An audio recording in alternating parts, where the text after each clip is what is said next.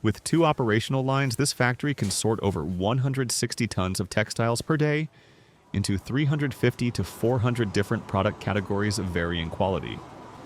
The sorting is designed to ensure that 90% of used textiles can be reused.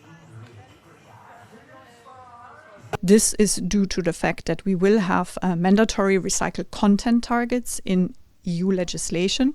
So every textile product that will be even imported into the EU, so placed on the European market, will eventually need to use recycled materials. The EU has established a vision, a global plan, already 3 years ago.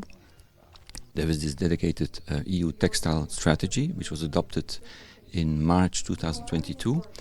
And since then, we are translating that vision towards circularity, sustainability. The race to recycle textiles in Europe is not only driven by legislation and awareness, but also by technology. Manufacturers across the continent are striving to develop efficient recycling methods and machinery. Cut these clothing in small pieces like this, and then it passes that machine, the trim clean. And this waste or clippings can then be used by the recyclers, being mechanical or chemical recycling.